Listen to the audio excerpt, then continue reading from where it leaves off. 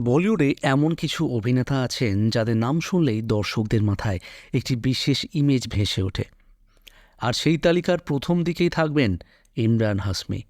একসময় বলিউডে তাকে বলা হতো সিরিয়াল কিসার। তার সিনেমায় ঘনিষ্ঠ দৃশ্য বা রোম্যান্টিক মুহূর্ত প্রায়ই আলোচনার কেন্দ্রবিন্দু হয়ে উঠত। কিন্তু এই ইমেজের জন্য তাকে শুনতে হয়েছিল অনেক সমালোচনা এবং কটাক্ষ। কিভাবে তৈরি হলো তার এই ইমেজ? কেন দর্শকরা তাকে নিয়ে এত কথা বলতেন? চলুন পুরো গল্পটাই আপনাকে জানাবো।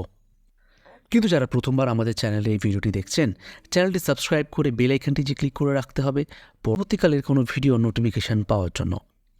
ইমরান হাশমি বলিউডের এক পরিচিত ফিল্মি পরিবারের সদস্য। তার কাকা হলেন বিখ্যাত প্রযোজক মহেশ ভাট।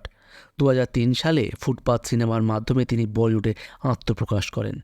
প্রথম সিনেমাটি খুব বড় হিট না হলেও তার অভিনয় অনেকেরই নজরে পড়ে। কিন্তু আসল জনপ্রিয়তা আসে কয়েকটি বিতর্কিত কিন্তু হিট সিনেমার মাধ্যমে। 2000-এর দশকের মাঝামাঝি সময়ে ইমরান হাশমি একের পর এক সিনেমায় অভিনয় করতে থাকেন, যেমন মার্ডার, আশিক বানায় আপনে, গ্যাংস্টার।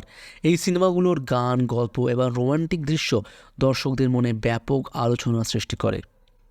বিশেষ করে তার এবং অভিনেত্রীদের ঘনিষ্ঠ দৃশ্য নিয়ে মিডিয়া এবং দর্শকদের মধ্যে অনেক আলোচনা শুরু হয়।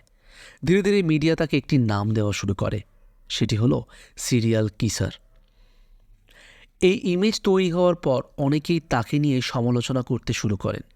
কেউ বলতেন তার সিনেমায় গল্পের থেকে বেশি গুরুত্ব দেওয়া হয় রোম্যান্টিক বা সাহসী দৃশ্যে। কেউ আবার মনে করতেন এই ধরনের দৃশ্য বলিউডে অপ্রয়োজনীয় বিতর্ক তৈরি করেছে। ফলে অনেক সময় তাকে কটাক্ষর শিকার হতে হয়েছে। তবে অন্যদিকে অনেক দর্শক আবার তার সিনেমার গান এবং অভিনয় খুব পছন্দ করতেন। পরে একাধিক সাক্ষাৎকারে ইমরান হাশমি এই বিষয়টি নিয়ে খোলাখুলি কথা বলেন। তিনি বলেন, এই ইমেজটা মূলত মিডিয়া তৈরি করেছে। তার মতে তিনি শুধু একজন অভিনেতা হিসেবে স্ক্রিপ্ট অনুযায়ী অভিনয় করেছেন।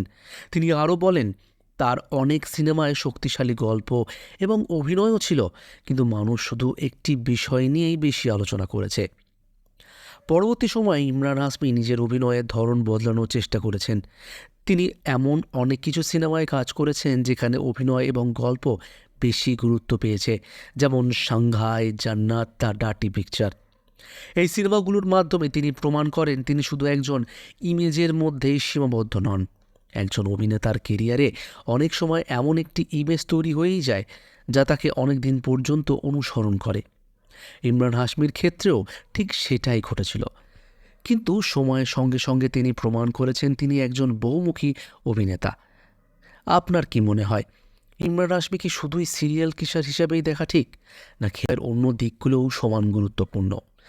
কমেন্টে আপনার মতামত অবশ্যই লিখুন। আর ভিডিওটি ভালো লাগলে একটি লাইক, শেয়ার এবং সাবস্ক্রাইব করতে কিন্তু ভুলবেন না। ধন্যবাদ।